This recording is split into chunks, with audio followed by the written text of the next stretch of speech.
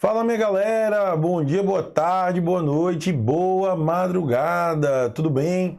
Sejam bem-vindos aqui, ao nosso vídeo hoje falando sobre lei penal no tempo, certo? Não vamos falar aqui nesse vídeo sobre lei penal no espaço, tá? Aqui a gente vai se limitar a passar sobre a lei penal no tempo, os principais aspectos relacionados à lei penal no tempo.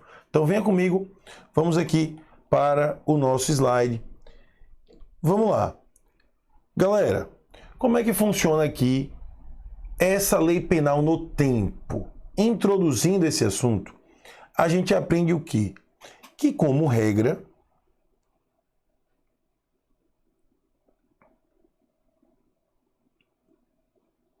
aplica-se a lei vigente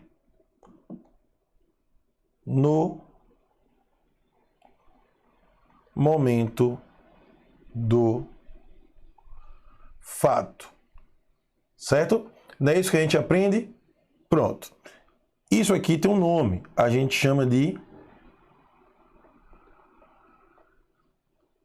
atividade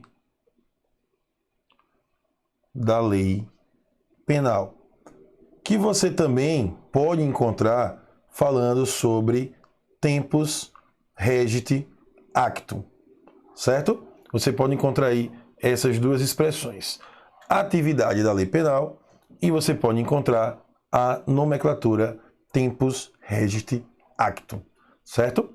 Só que pode acontecer também uma situação oposta. Pode acontecer de não necessariamente ser aplicada a lei que estava vigente à época do fato.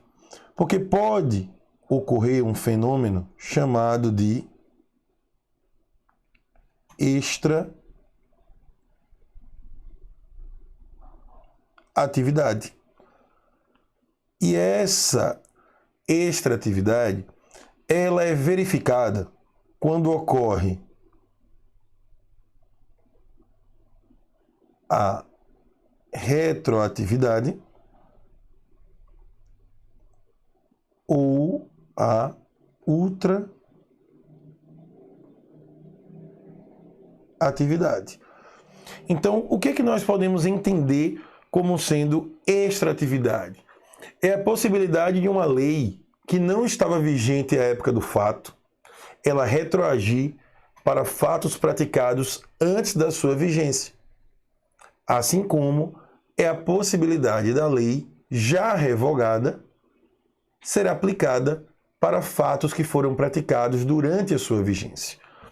Então, quando a lei não está vigente e ela é aplicada para fatos anteriores, a gente fala que ela retroagiu.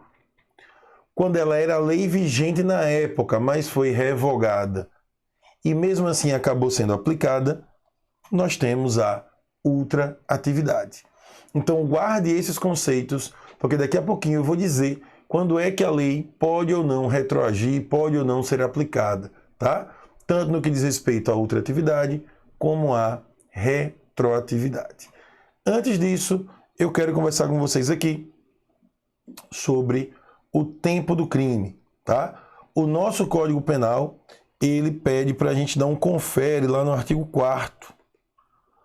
O artigo 4º do Código Penal, ele vai trazer para a gente quando é que eu considero praticado um crime. E ele vai dizer que é no momento da ação ou omissão, ainda que outro seja o momento do resultado, certo? Então isso é o que você vai levar para a sua prova. Isso é o que você vai levar para a sua atividade. Isso é o que você vai levar para o seu estudo, tá? Então eu considero o crime praticado no momento da ação ou da omissão, ainda que outro seja o momento do resultado. Então eu não quero saber quando foi que o crime efetivamente se consumou. Eu não olho sobre essa perspectiva. Eu quero saber quando é que a conduta foi praticada. Essa é a regra. Então é por isso que se o crime é praticado, e um exemplo, um crime de homicídio, a conduta é praticada hoje, mas a vítima veio a morrer 5 dias depois. Mas eu considero aquele crime praticado no momento em que foi praticada a conduta. E se o indivíduo que praticou a conduta era menor de 18 na época que praticou e completou 18 depois que praticou, mas antes da morte, eu não quero saber se quando morreu já tinha 18. Eu quero saber que na conduta tinha 17. Então ele é considerado inimputável. Certo? Guarde também essa informação. Verificando o que eu falei agora há pouco acerca de retroatividade e ultraatividade, você só vai observar esses institutos quando estivermos diante da chamada sucessão de leis penais. Então eu estou falando aqui que existia uma lei e acabou que uma lei veio e promoveu a sucessão de outra. Então aqui é o que eu tenho que parar e olhar. Essa nova lei retroage ou não retroage? Essa nova lei ela é benéfica ou não é benéfica? Então venha comigo aqui. Se estivermos diante da chamada novatio legis incriminadora. O que é uma novatio legis incriminadora? É uma nova lei. É uma nova lei que tipificou um fato que até então não era criminoso. Ou seja, é uma nova lei que veio a criar um tipo penal. É uma nova lei que pegou um fato que não era criminoso e tornou esse fato como sendo criminoso.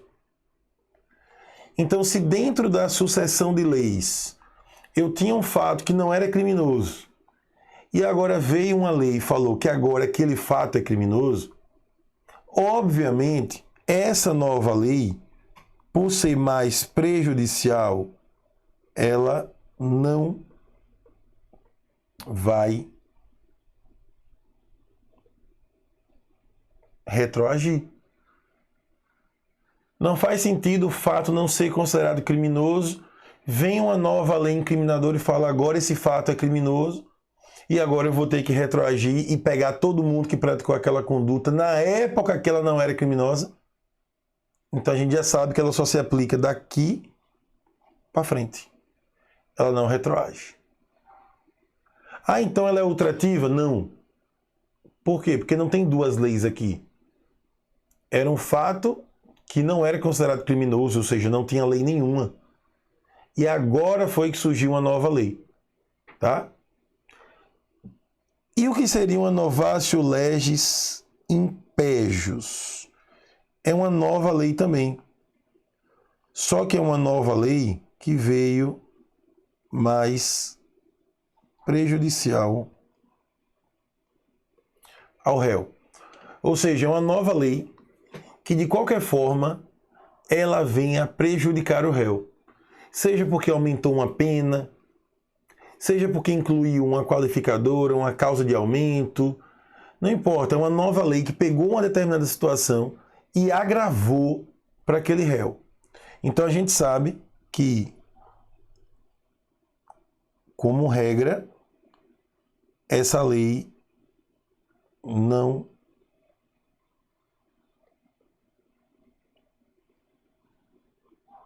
pode ser aplicada. Se ela é uma nova lei, ela não pode ser aplicada no sentido de quê? De retroagir.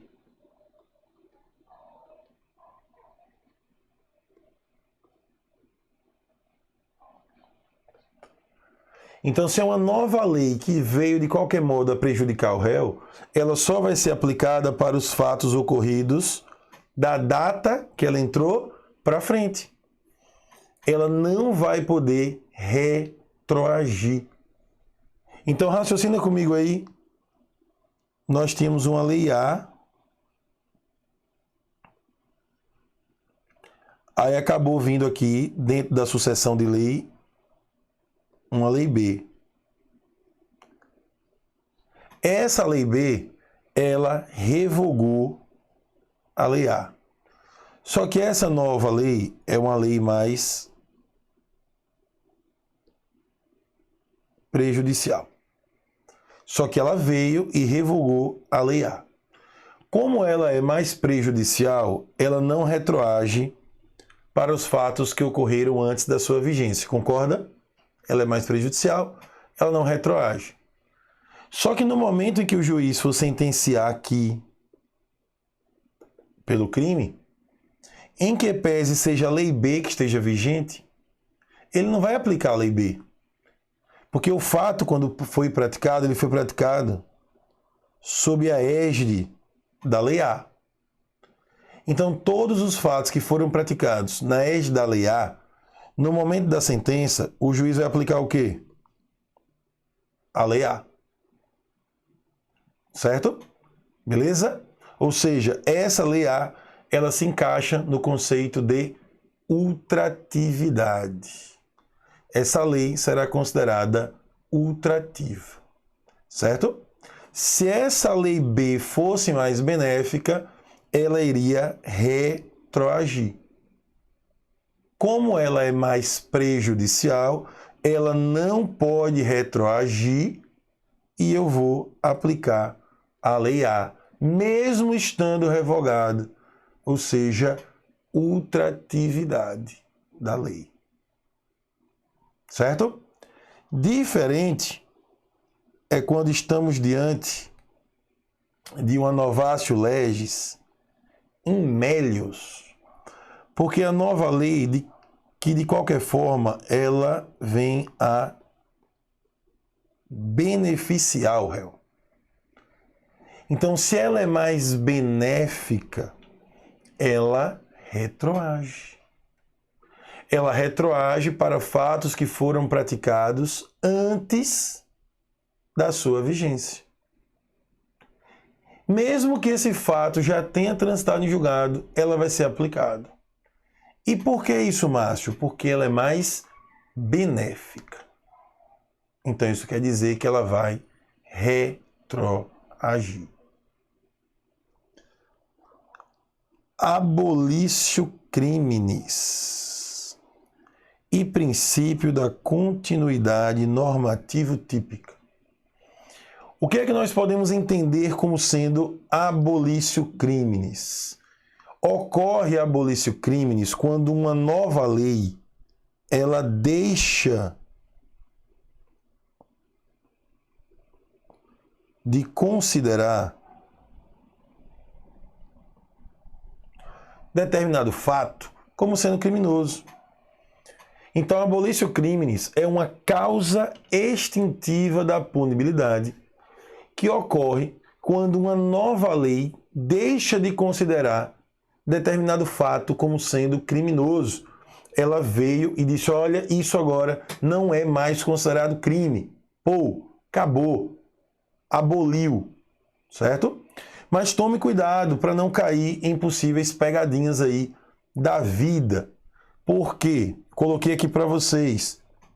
Princípio da continuidade normativo típica. Ou seja, existem situações em que o tipo penal ele acaba sendo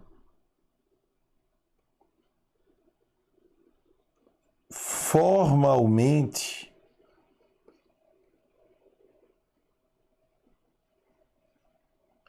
revogado,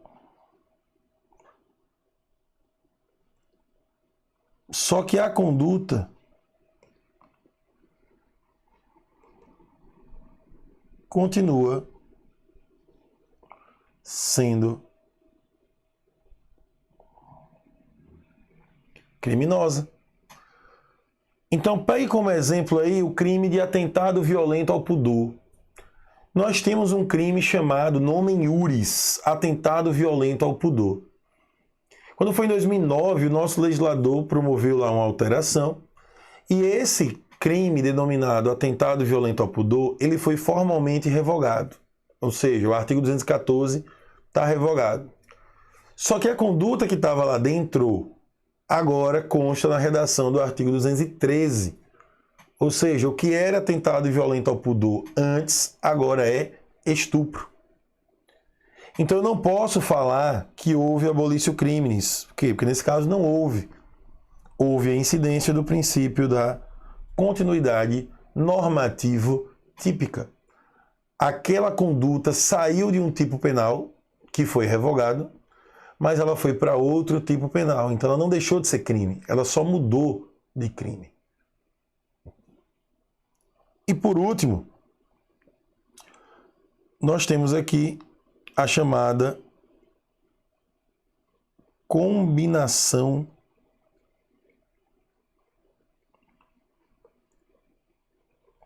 de leis penais, que eu já vou adiantar para você que não é possível essa combinação. Ou seja, eu não posso pegar um pedaço de uma lei e um pedaço de outra para poder aplicar para o réu. Como assim, Márcio? A gente teve aqui como exemplo a lei de drogas. A gente tinha a lei anterior de drogas e aí tivemos a nova lei de drogas. A lei anterior ela é mais benéfica em alguns aspectos. A lei nova é mais benéfica em outros aspectos. E aí o que é que você poderia pensar? Bom, aquele cara que praticou um crime sob a vigência da lei anterior e agora vem uma lei nova, eu vou poder aplicar para ele as benesses que estão nessa lei e as benesses que foram incluídas com a nova lei. Então só vi vantagem. Posso fazer isso, STJ? Não, não posso. Ou você vai aplicar as disposições todinha na íntegra da lei anterior, ou vai aplicar as disposições todinha na íntegra da lei nova. Eu não posso fazer essa combinação. Certo? Porque aí, tecnicamente, para o STJ, eu estaria criando uma nova lei. E quem cria a lei é o poder legislativo. Pelo menos como regra. Certo? Então, meu povo, vou encerrando aqui esse bloco, tá? Espero que tenha ficado claro aqui esse tema para você. E a gente se encontra em mais algum vídeo de direito penal, tá? Então, até o nosso próximo encontro. Tchau, tchau.